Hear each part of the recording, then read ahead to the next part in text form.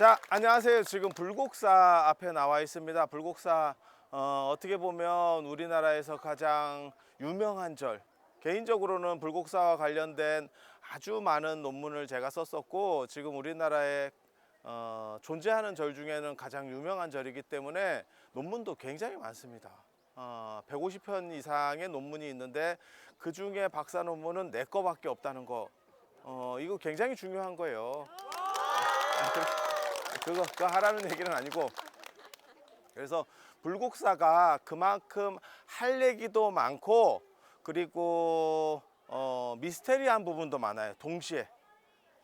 그래서 처음에 사찰이 만들어질 때는 김대성 이야기가 있는 거고, 그런데 그뿐만이 아니고 김대성 이야기는 한 번 정도씩 다 들어보신, 나중에 조금 간략하게 설명을 해드릴게요. 그래서 그런 부분들이 존재하는 거고, 더 중요한 거는 가람배치랑 관련된 부분이에요. 그리고 751년에 경덕왕 때 이제 창건이 시작해서 24년 동안 짓다가 김대성이 죽었어요.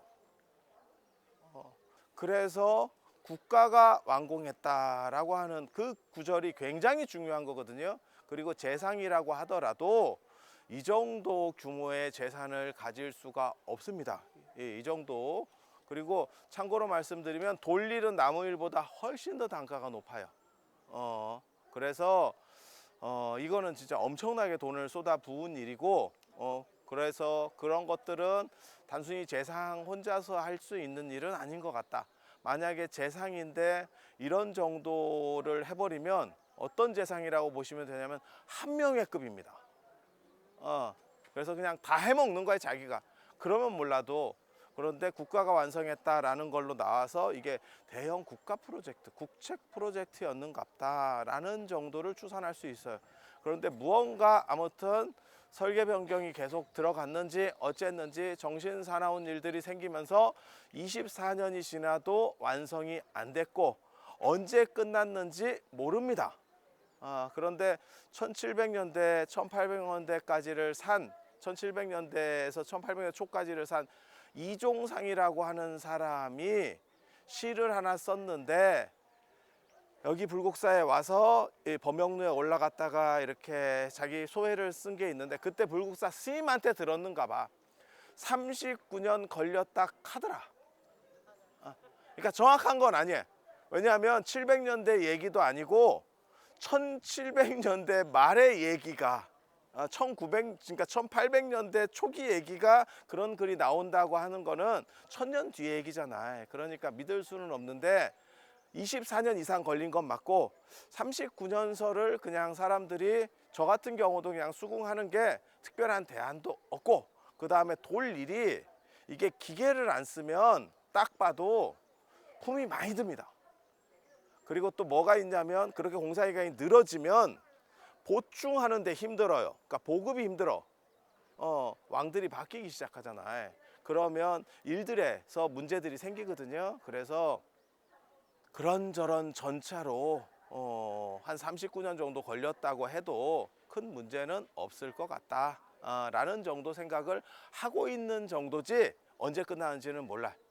그런데 요거 하나 만들고 그 다음에 석굴암 만들었다 이렇게 나오고, 그 다음에 삼국유사에 그 연기가 나오잖아요. 어떻게 만들게 됐느냐. 그래서 김대성이 2세 부모에게 효를 다했다, 뭐 이런 거잖아요. 내용은 간단해요. 종살이를 대갓집에서 그러니까 잘 나가는 집에 내거노비는 아니고 외거노비 같이 이렇게 살았었는가 봐요. 그렇게 해서 왔다 갔다 했는데, 좀 그러니까 그 집 안에서 산 건 아니고 밖에 있다가 이렇게 들어갔다 나왔다 하는 정도로 살았던 것 같은데, 흥륜사 스님이에요. 점계라고, 이름도 조금 그렇지. 점계 스님이 육륜회라는 건 뭐냐면, 점찰 선악 업보경 같은 걸로 해서 이렇게 간자를 던져서 참회하고 하는 법회예요. 그런 법회를 연다고 모연을 하는 겁니다. 집집마다 다니면서 모연을 하면서 뭐라고 얘기를 하냐면, 하나를 베풀면 만을 얻는다. 하나를 베풀면 만을 얻는다. 만배 베팅. 그렇게 해서 모량리에 김대성이가 태어난다라는 이야기를 듣고, 그러니까 임신할 때 그 얘기가 들렸다는 거예요. 그리고 손으로 왼손에 금으로 된 쪽패를 쥐고 있더래. 뭔 소리인지 못 알아듣겠어. 금이 어디서 나왔는지 모르겠어. 그리고 이걸 피니까 거기에 대성이라고 쓰여 있더래. 그 쪽패에. 그걸 간자라고 보통 하는데 거기에 그렇게 이름이 쓰여 있다는 거예요.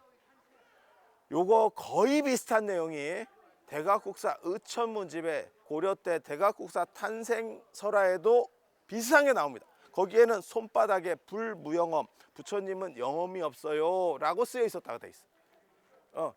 그런데 김대성도 이 얘기가 있어. 그러면 대각국사 쪽이 영향을 받지 않았을까라는 생각을 해봅니다. 대각국사 이야기는 그거야. 그냥 간략하게만 말씀드리면 대각국사가 어렸을 때 태어났는데 문종의 넷째 아들이거든요. 고려문종. 고려문종은 고려의 세종이나 정조 같은 사람이에요. 영조나 정조 같은 굉장히 잘하는 사람이에요. 그런데 애를 낳았어. 애를 낳는데 애가 울음이 안 끊치더래요. 울고 손을 안 피고 있다는 거거든요. 손을 하나를 안 피고 계속해서 울어. 그런데 어느 순간에 울음을 멈추냐면 어디서 목탁 소리가 들린다는 거예요. 그래서 목탁 소리가 바람결에 들리면 애가 안 울고, 그 다음에 그 소리가 끝이면 울고. 그래서 임금이 그 대각국사 문집에 진짜 박혀 있는 얘기, 그냥 설화로 나오는 얘기가 아니고 이게 그 양반의 탄생담이에요. 그래서 조금 뭐 그렇게까지 조금 약간 이렇게 약간 불순한 생각이 조금 들긴 드는데 아무튼 진짜로 나오는 얘기야. 왜냐하면 그 소리를 찾아라라고 임금이 명령을 해서 찾았더니 산동반도에서 중국으로 넘어갑니다. 그 소리가. 그게 쉽지 않을 것 같은데 그게 연불하는 스님의 목청이 너무 좋았다. 약간 좀 그런데 내가 강원도에서 들렸어요 이래도 내가 좀 어떻게 해보겠는데 산동반도 조금 심하긴 한데 그랬다는 거예요. 그래서 산동반도에 가니까 노스님이 한 명이 있더래. 스님이 한 명이 있더래. 그래서 당신 목탁 소리를 들으면, 정확하게 말하면 목탁이 아니고 모거예요. 옆으로 놓고 치는 모거. 그 소리를 들으면 우리 왕자님이 안 울고 있는데 그 얘기를 하면서 데려옵니다. 데려왔더니 이 사람이 긴가민가 하면서 그 애를 만났는데 애가 씩 웃으면서 손을 폈는데 불무영엄, 부처님은 영엄하지 않다라고 손바닥에 써 있다는 거예요. 굉장히 재밌는 얘기예요. 그래서 그 얘기를 보고 이 양반이 소스라치게 놀라면서 시겁합니다. 그리고 자기가 겪은 이야기를 해줘요. 나한테 은사 스님이 있었는데, 우리 선생님이 계셨는데 우리 선생님도 제대로 배운 사람도 아니고 그냥 무식한 스님이었었어요. 그런데 이 양반이 굉장히 신심 있게 연불을 잘한대. 맨날 연불을 하고 있대. 그렇게 해서 연불을 계속 하고 있는데 그 모고를 두드리면서 계속 연불을 하고 있는데 3년이 지나니까 귀머거리가 되고 3년이 지나가니까 벙어리가 되고 3년이 지나가니까 벙어리가 되는 건 아니고 3년이 지나가니까 장님이 되고 3년이 지나가니까 귀먹고 눈 멀고 그 다음에 벼락 맞아 죽어요. 벼락 맞아 죽어요. 그러니까 귀머거리가 되거나 장님이 됐을 때는 살다 보면 그럴 수도 있지라고 했는데 벼락 맞아 죽으면, 요즘은 그렇게 생각은 안 하지만 옛날에는 천벌 받았다고 생각했다고. 우리 어렸을 때도 그런 뉘앙스들이 굉장히 많이 있었거든. 그래서 결국 무슨 생각을 하냐면 부처님한테 저렇게 연불을 했는데 겨우 저거밖에 안 되냐 해서 화장할 때 짜증이 나서 손바닥에 몰래 영엄하지 않다 라고 써서 화장을 했대. 그러니까 소심한 복수를 한 거야. 그런데 자기가 배운 게 도둑질이라고 자기도 그거밖에 못하니까 그냥 그렇게 하고 살고 있었던 거야. 그런데 그 사람이 원래는 전생에 나쁜 짓을 많이 해서 한 생을 귀머거리로 살고 한 생을 장님으로 살고 한 생을 벼락 맞아 죽고 이렇게 끝나는 인생이었는데 그걸 한 방에 압축해서 싹 끝내버리고 왕자로 태어난 거예요.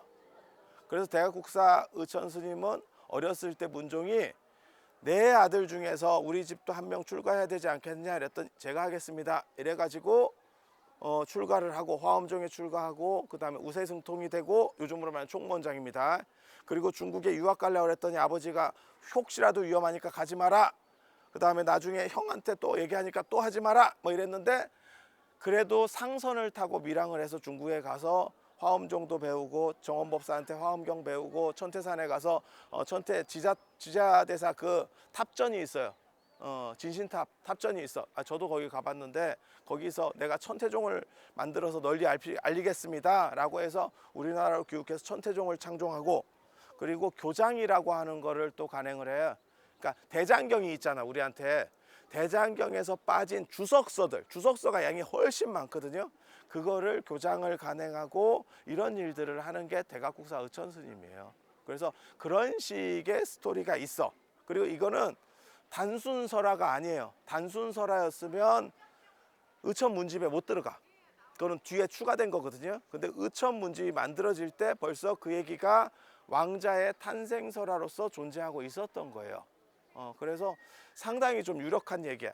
단 산동반도 어떻게 할 거냐. 이게 조금 그래 조금. 그래서 그런 식의 스토리들이 있는 거예요. 근데 김대성은 여기에 아예 금을 갖고 나왔대. 이게 금수저의 원조예요. 나 금 갖고 나왔네. 그래서 대성이야. 그렇게 해서 나중에 이 커서 그렇게 나왔으면 착실하게 살지 자식이. 사냥을 해요. 웅수사라고 있어. 곰사찰. 곰의 명복을 빌어주는 사찰. 김대성이 귀족 출신으로 다시 태어났기 때문에 젊어서 사냥을 나가서 곰을 죽였대. 뭐 그럴 수는 있겠지. 그랬는데 꿈에 곰이 나타나서 네가 나를 죽였으니까 나도 너를 죽이겠다. 이렇게 해서 협박을. 그래서 또 절을 지어주고 쇼부를 받다. 그게 웅수사예요. 너의 명복을 빌어주겠다. 그 절터가 지금도 남아있고 그쪽에 남아있고 탑이 있습니다. 탑이 있습니다.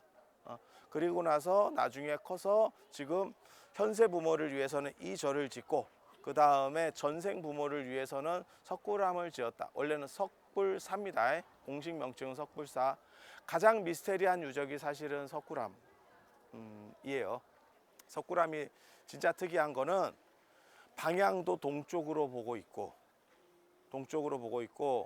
그 다음에 보통은 다 남쪽으로 보고 있거든요. 남쪽으로 건축을 배치하는데 동쪽으로 보고 있고 그 다음에 약간 이렇게 감추어진 듯한 모습으로 토암산에 모셨다. 이렇게 감춰놨다는 거는, 그래서 어떤 식으로 생각하냐면 그 설을 저도 굉장히 유력하게 보거든요. 사실 여러 가지 설들이 있어. 그 중에 하나는 저 석굴암이 바라보는 쪽에 왕실 사람들이 뼈를 뿌렸다.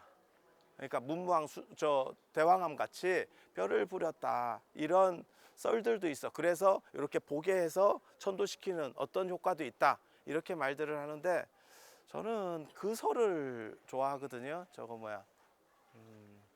인도의 부다가에 가면 마하보디 대탑이 있어요. 큰 깨달음의 탑. 정확하게 말하면 탑은 아니고 탑 전입니다. 탑 플러스 전각이 그 안에 들어가 있죠. 그래서 부처님이 그 안에 모셔져 있어. 그런데 현장 스님 기록에 의하면 그거는 지금 요즘 있는 불상은 후대 불상이거든요. 그 불상의 사이즈나 우리 석굴암 불상 사이즈가 비슷해요. 그리고 그 마하보디 대탑도 동쪽으로 열려 있어요. 그래서 그런 것들을 좀 따서 인도의 쉽게 말해서 불교의 본토라면 그 기운이 동쪽에 서린되는 석굴암이다. 이런 내용들을 담으려고 했지 않았나라는 추정만 해봐. 추정만 해봐. 그런데 거기에 있는 부처님이 항마 쪽지인을 하고 있는데 이게 이제 석가모니 부처님이냐 아미타 부처님이냐 하는 얘기도 있어요. 당연히 이렇게 하고 계시면 석가모니 부처님인데 조선시대 때 거기에서 전각 이름이 나왔는데 그 편말 그러니까는 간판 그걸 현판이라 하거든요. 그거는 수광전으로 나왔어요. 수광전은 아미타 부처님을 모신 정각이에요. 그래서 조선 후기에는 그 가려졌다 갑자기 나온 거 아닙니다. 앙코르와트처럼 그런 거 아니에요. 그거는 극적으로 사람들이 얘기한 것뿐이고 스님들은 다 알고 있었어. 단지 널리 알려지지 않았다는 거야. 널리 알려지지 않았다는 거야. 그런데 수광전으로 쓰여 있어. 수광전으로 쓰여 있다는 건 뭐냐면 아미타 부처님으로 조선 후기에는 이해하고 있었구나 라는 정도 생각을 해볼 수는 있어요. 그런데 밀교적으로 보면 아촉불이나 이런 것도 가능합니다. 사실 아촉불도 가능합니다. 아촉불도 그런 식으로 모습들을 취하기도 하거든요. 그래서 석굴암과 관련해서도 사실은 할 얘기가 많아. 하지만 지금은 불국사와 관련해서 얘기를 해드릴 거예요. 불국사의 가장 대표적인 게 경주의 칠처가람지, 지난 시간에도 얘기했었잖아요. 칠처가람지 이거 뭐 벌써 몇 번을 얘기하는지 모르겠는데 용궁의 남쪽 황룡사, 용궁의 북쪽 분황사, 그 다음에 영묘사, 경주 김씨 어떻게 보면 종갓집 같은 사찰, 그 추모 사찰, 영묘사, 그 다음에 비구니 사찰, 영흥사, 그 다음에 사천왕사, 호국 사찰, 사천왕사, 외적을 물리치는 사천왕사, 그 다음에 또 하나가 청경리 흑륜사, 불교 시작, 그리고 오릉 안에 있는 담엄사, 이렇게 7군데 있고, 그 다음에 어저께 제가 뭔 말씀을 드렸었냐면 울산에서 거기 영축사도 7+1로 들어간다더라. 그리고 후대 것까지 치면 고려 말에 회암사가 든다더라. 이렇게. 그래서 그 정도 위상은 불국사가 안 돼요. 근데 불국사 사적기에 보면 뭐라고 나오냐면 여기가 500선찰의 으뜸이다 이렇게 나와요. 화엄종 처음에는 화엄 사찰이었는데 국가 사찰이기도 하지만 화엄종에서 주도했던 사찰이고, 불국이라고 하는 게 뭐냐면 이제 족보로 따지면 문무왕, 그러니까 김춘추가 있고 김춘추 다음에 문무왕 범민, 그 다음에 신문왕, 사천왕사 좀 밑에 있는 그 왕릉이 있는 신문왕이 있어요. 그리고 신문왕 아들이 효소왕이에요. 효소왕, 첫째 아들이 효소왕. 그런데 이 사람이 누구랑 경쟁을 했냐면 이 성덕왕이거든요. 성덕대왕 신종하는 그 성덕왕 경쟁을 하는데 맨 처음에 성덕왕이 밀렸어. 그래서 어디까지 갔다? 오대산까지, 평창 오대산까지 도망가 있었어. 그런데 화백제도에서 이 효소왕을 날렸어요. 이게 두 가지가 이제 기록에 나오는데 삼국유사에는 이 사람이 날라갔어. 국인이 패했다라고 나오는 거는 화백제도에서 날렸다는 뜻이야. 그러니까 우리식으로 말하면 탄핵에 탄핵 들어갔다는 얘기고, 삼국 사기에는 첫째 아들이 죽고 이 둘째 아들이 왕이 됐다 이렇게 나와. 그래서 근데 날라간 것 같아. 이 경쟁 과정에서 날라간 것 같아. 그러니까 되치기 당하는 거지. 이유는 뭐냐면 정상적으로 왕이 되고 승계가 됐으면 이 성덕왕이 오대산까지 안 와요. 순탄하게 살았으면 경주에서 왕자가 살지, 미쳤다고 지금 강원도 거기까지 올라가겠어. 이 성덕왕이 왕이 되기 이전에 오대산까지 올라갔다는 거는 무언가 경쟁 관계가 있어서 죽이려고 하니까 도망갔다는 얘기거든요. 그리고 나중에 그쪽 세력들 안에서 뭔가 반목이 일어나고 하면서 다시 이 사람을 모셔다가 왕이 돼서 이 성덕왕계가 장악을 합니다. 그래서 성덕왕 아들인 효소왕이 왕이 되고, 그 다음에 경덕왕, 지금 이 불국사를 창건하는 경덕왕이에요. 그래서 751년쯤에 이 삽을 뜨기 시작하는데, 그때 시대적 화두라는 게 있어. 이거 굉장히 중요한 거거든요. 시대적 화두. 삼국 통일을 하고 나서, 신라가 삼국 통일을 하고 나서 한 100년 정도 지나니까, 제가 늘상 얘기하지만 뭐 고구려 백제 신라가 다 한민족이에요. 말 같지도 않은 소리예요. 절대. 그거는 고구려 사람도 인정하지 않고 백제 사람도 인정하지 않고 신라 사람도 인정하지 않았던 얘기예요. 그거는 지금 우리 생각인 거예요. 통일되고 나서 수천 년이 지난 뒤에 우리 생각이지, 그때 사람들은 절대 말 같지도 않은 얘기예요.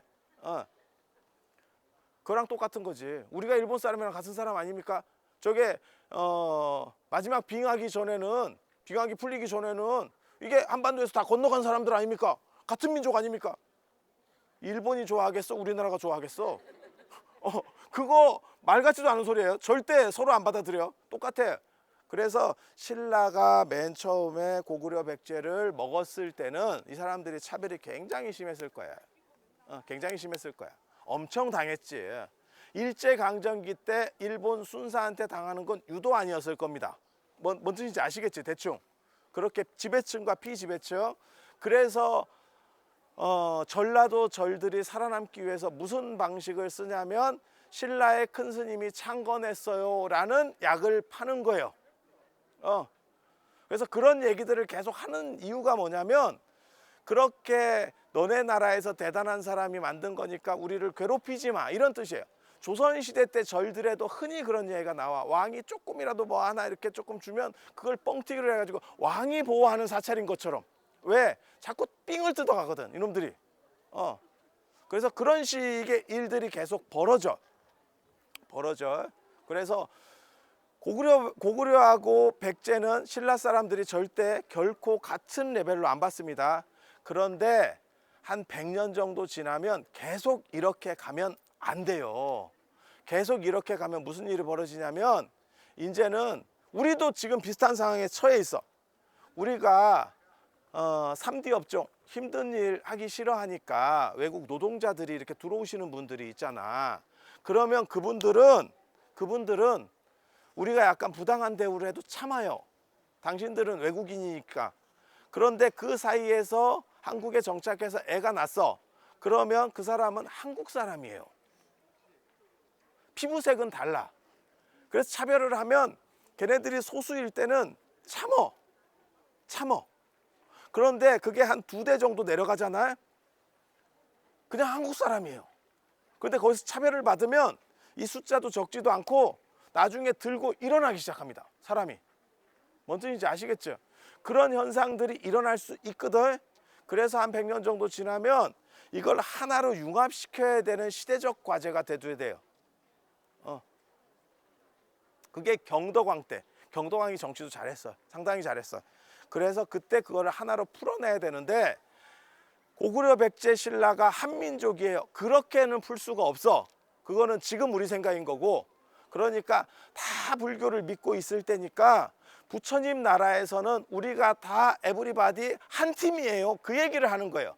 그래서 부처님 나라라는 걸 강조하는 게 불국사. 불국사. 그래서 계백과 김효신이 그렇게 머리박치기를 하면서 싸웠지만 그거는 여기 얘기고 부처님 나라로 가면 계백도 충신으로서 하나의 자리를 인정받고 김효신도 충신으로서 하나의 인정을 받는 게 불국사.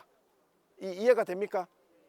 그러니까 예를 들어서 신라 안에서는 계백은 절대 용납될 수가 없어. 그러니까 우리식으로 말하면 안중근과 이토우히로부미 같은 거야. 누구를 세워주면 누구는 죽을 수밖에 없어. 근데 이 사람들이 다 불교를 믿으면 어떤 일이 벌어지냐. 불국토 안에서는 안중근이나 이토우히로부미나 다 화해하면서 가야. 그 상징성을 내포하는 게 불국사. 그리고 그런 식의 대융합을 구사하는 사상이 화엄 사상이에요. 그러니까 화엄종과 손을 잡을 수밖에 없고, 그리고 아까 제가 감산사를 우리가 들렸을 때 제가 설명을 해줬잖아. 선종이나 이런 데는 약간 이렇게 담백하고 심플하게, 그래서 마음 중심적이기 때문에 장식이 떨어진다고. 그리고 교종은 이렇게 이런 형태적인 거를 잘 꾸민다고, 보이는 걸 잘 꾸민다고. 그래서 불국사를 딱 보면 이게 선종 사찰은 아니구나. 이런 식으로 이렇게 화려하게 꾸며놨다는 건 이건 돈이 굉장히 많이 드는 거예요. 이런 석축 쌓는 게 굉장히 많이 드는 거예요. 그래서 이런 걸 만들었다라고 하는 거는 이게 원래부터 교종 사찰이었구나 라는 거를 정확하게 드러나는 한 단면이고, 그리고 여기 이제 화해한다라고 하는 거를 건축 구조에 넣었어요. 건축 구조에 넣었어. 저 누구야? 야나기 무네요시라는 사람이 있거든. 우연 고유섭 선생의 선생, 일본인 야나기 무네요시. 한국의 민예를 사랑했었던 아주 한국 사람보다 더 대단한 일본인이 있어. 그렇게 한국 문화를 좋아했던 사람이고, 그 사람에 의해서 한국의 어떻게 보면 전통이 정리가 되기 시작하고 그게 우연 고유수 선생, 그다음에 황수영 박사, 장충식 선생, 그래서 우리 같은 사람들까지 이렇게 내려오는 계보들이거든요. 그게 그런데 그 야나기 문헤요시가 무슨 말을 하냐면 한국의 미를 소박의 미, 비장의 미라고 얘기해요. 그러니까 조선시대 때 이런 것들이 소박하다는 거야. 그리고 이런 쟁이들이 인정을 받지 못하니까 어떻게 보면 약간 서글픈, 그리고 자연 친화적이고 이렇게 얘기해. 그거는 잘못 본 겁니다. 그거는 조선시대 미감이었던 거고, 이거는 철저하게 계산된 미예요. 만약에 예를 들어서 석굴암의 계산 능력이 떨어지잖아요. 그러면 저게 무너졌을 겁니다. 힘점 계산을 그 당시에 다 한 거예요. 힘점 계산 다 한 거예요. 아치가 힘점 계산을 조금만 잘못하면 폭삭 주저앉는, 아치가 최고 건축 중에 하나예요. 아치를 발견하는 게 건축학적으로 엄청나게 중요하거든요. 그래서 피라미드 같은 경우는 아치를 발견을 못했기 때문에 들여쌓기 방식이고, 그래서 피라미드 안에 내부 구조가 굉장히 좁아. 굉장히 좁아. 그래서 아치를 쓴다는 거는 보통 일이 아니에요. 그런데 여기 지금 뒤에도 봐도 아치가 여기서 나오죠. 아치를 이해한다는 거는 건축적으로 계산 능력이 있다는 거예요. 이거 설계도 있었을 겁니다. 조선시대 건축에는 설계도가 없습니다. 눈대중입니다. 그게 소박의 미야. 처마선 어떻게 할까요? 그러면 양쪽에서 둘이서 목수가 줄을 잡아, 새끼줄을. 그렇게 해서 조금 한 사람이 늘어뜨려. 그래서 집주인하고 대목하고 딱 둘이서 봐가지고 거기 그대로, 이러면 그대로 양쪽에 못을 받고 그 기와로다가 다다다다다 해가지고 그 선을 만들어줘. 그래서 인위적이지 않고 자연적이다, 좋게 말하면. 그리고 나쁘게 말하면 개나거리나 다 눈대중이야.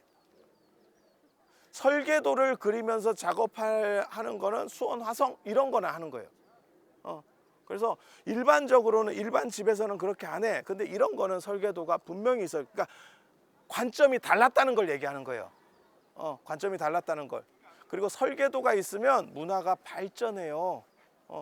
제가 그래서 늘상 하는 얘기 있거든. 말로 주워 떠들지 말고 글을 써봐라. 글을 써보면 너의 문제점을 이해하게 된다. 그리고 글을 써봐야 내가 조금 더 어떤 문제가 있는지를 알아서 정리가 되고, 그 다음에 발전이 있어. 발전이 있어. 그래서 여기는 설계도가 분명히 있었을 거고, 그 설계도 안에 뭐가 들어갔냐면 이제 놀라운 얘기들이 나오기 시작을 합니다. 그냥 단순히 설계만 해서 이쁘게 만들었느냐? 그런 거 아니에요. 여러 불교 사상을 여기가 전체를 다 융합하려고 했었다 그랬잖아. 그거를 건축 구조 안에서 뽑아내는 작업을 합니다. 진짜 무진장 어려운 작업입니다. 제가 건축 전공자고 불교 미술을 하고 그냥 일반 미술도 하는 사람이지만 이게 어렵다라고 얘기하는 거는 일하는 사람에게 내 의도가 잘 전달이 안 돼요. 일하는 사람은 지팔 지은들고 이쪽에서 두어 번 잔소리하면 짜증내고 서로 이렇게 돼. 다큐 하나를 찍어서 감수가 들어가도 쉽지가 않아 이게. 그런데 건축이라고 하는 거는 이게 예술 중에서 가장 복합적이고 종합적인 거예요. 일반인이 그러니까 그래서 건축, 이게 미술의 불교 미술의 네 가지, 일반 미술의 네 가지가 있거든요. 건축, 공예는 소품, 그 다음에 회화는 불교 그림, 탱화 뭐 이런 거 생각하시면 돼. 회화, 그 다음에 조각, 조각은 뭐냐면 불상 이런 거. 이렇게 네 개로 나누는데 이 중에서 건축이 제일 어려워. 그래서 제가 뭐라고 얘기하냐면 회화는 굳이 안 가봐도 된다. 나 이렇게 얘기해요. 여기도 이제 불국사 뒤에도 후불탱화가 있어. 불화가 있어. 가서 보면 더 잘 보이느냐? 안 보입니다. 부처님이 가리고 있고 좀 어두침침해. 잘 안 보여. 그렇다고 부처님을 잠깐 비켜보세요 할 수도 없는 거고, 그렇다고 사람이 조사한다고 그 불단에 올라갈 수도 없고. 그래서 뭐가 있냐면 사진 찍은 걸 갖고 보는 게 제일 좋아. 사진을 어떻게 찍느냐? 양쪽에서 찍어 갖고 붙여요. 그래서 가운데를 없애. 양쪽에서 찍어 가지고 요즘은 없는 것처럼 그렇게. 그래서 사진이 제일 중요한 건 회화고, 안 가봐도 돼. 그냥 해상도 좋은 것만 있으면 키워보면 돼. 키워보면 돼. 그리고 조각이라고 하는 거는 불상이기 때문에 불상 같은 것도 이렇게 한 바퀴 돌아보면 돼. 그거 별로 안 어려워. 공예는 소품들 뭐 불단이라든지 안 그러면 뭐 요령 목탁 이런 거 그냥 보면 돼. 건축은 며칠 이상 안 살아보면 눈에 들어오질 않는다. 이게 자기가 안다라고 생각하지만 안 들어와요. 그래서 건축이 제가 보기에는 종합예술이에요. 거기에는 그림도 들어가고 벽화도 들어가고 그 다음에 조각들 당연히 다 건축 밑에 이렇게 보면 부자재 다 조각 들어가지. 안 들어가는 게 어디 있겠어. 그래서 제일 어려운 게 건축이에요. 그리고 그 안에 불교 사상을 불교가 진짜 내가 봐도 그냥 불교는 좋은 게 좋은 거라고 다 땡겨 하나씩 깃털 뽑기를 한단 말이에요. 그래서 2000년 동안 그 깃털 뽑기를 하면서 동아시아에서 흘러왔기 때문에 여러 가지 내용들이 막 들어있어. 그거를 하나로 융합하는 노력을 한 거예요. 분석하는 것도 쉽지가 않은데 그거를 만들어낸 사람은 진짜 머리 좋은 사람이에요. 그게 김대성인지 안 그러면 아비진지는 아니 아사달인지는 모르겠어. 근데 여기도 장인의 이름이 남아있는 걸로 봐서 자 우리가 황룡사 구층 목탑 할 때 아비지가 나오듯이 여기는 지금 아사달이 나왔거든요. 아사달. 그래서 장인에 대해서 어느 정도 비중을 주는구나 라고 알 수 있고 그 사람이 굉장한 역할을 했다는 것도 알 수 있어. 그런데 사상을 아는 거하고 제가 늘상 하는 얘기 있거든요. 미술품을 그리는 거하고 내용을 아는 거는 완전히 다른 거예요. 사람들 생각으로는 그게 그거 아닙니까? 서로 통하는 거 아닙니까? 잘 안 돼요 사실. 잘 안 돼. 그래서 아사달이라고 하는 사람이 진짜 어느 정도 역할을 했는지는 모르겠지만 그와 비슷한 굉장히 의미 있는 역할을 한 명이 분명히 있었어. 그래서 그게 아사달 이름이 남은 거예요. 아사달인지는 정확하게 모르겠어. 왜 아사달인지 모르느냐? 아사달이 사람 이름 같지 않거든.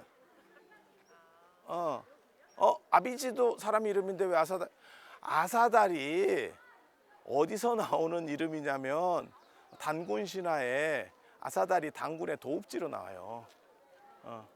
그래서 아사달의 도읍을 하거든. 그래서 그 전부터 있었던 어떠한 신의성에 대한 명칭, 가장 중요한 핵심 명칭과 관련될 거예요. 그리고 사적기에 보면 아사달을 당나라 사람이라고 하거든요. 당나라 사람은 무슨 당나라 사람이겠어. 그 얘기는 뭐냐면 굉장히 대단한 기술을 가진 사람 이라는 정도의 의미로 판단해 볼 수 있어요. 예전에는 당나라 거다 하면 다 좋은 거예요. 우리 어렸을 때로 얘기하면 물 건너온 거 뭐 이런 표현이 있거든요. 그런 정도라고 생각을 하면 돼요. 그리고 건축적으로 이게 왜 대단하냐면 절이 무슨 놈의 절이 입구가 두 개예요. 시작점은 저 앞에 있는 당간지주가 시작점입니다. 우리가 지금 들어온 사천왕문이나 일주문, 매표소 뭐 이런 것들은 사실은 시작점이 아니에요. 요즘 만든 시작점이고 원래는 저 앞에 당간지주 있는 데가 시작점이고 요 중간이 다 연못이었습니다. 연못이었고 그리고 입구가 두 개를 가지고 서로 다르게 들어가는 구조로 만든 거예요. 보통 정상적이면 하나로 들어가서 갈리는 거지 시작점부터 나누지 않아요. 시작점부터 나눴다는 거는 뭘까? 야, 이게 세뇌주기 좋겠다. 서로 완전히 별채를 만들려고 했구나 라는 생각을 하는 거예요. 그 얘기는 뭐냐? 두 개의 사상을 처음부터 융합하려고 하는 뭔가 속성들이 존재하고 있었구나 라는 걸 알 수 있고 저 뒤쪽으로 가면 이제 비로전 같은 경우 그 다음에 저 맨 뒤쪽으로 불국사 뒤쪽으로 가면 그 다음에 저 관음전이 있거든요. 그런 부분들까지도 다 배치를 해놨어요. 아주 이걸 설계한 사람은 불교 사상에 대해서 진짜 상급으로 알고 있는 사람이 설계 들어갔어.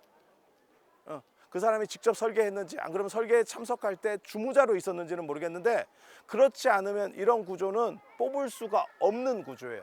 그래서 옆으로 보면 저쪽에서 찍으면 사실 이렇게 하면서 이쪽이 튀어나왔기 때문에 더 사진이 잘 나오고 이쪽에서 찍으면 저쪽으로 좀 들어가기 때문에 사실은 약간 달라져.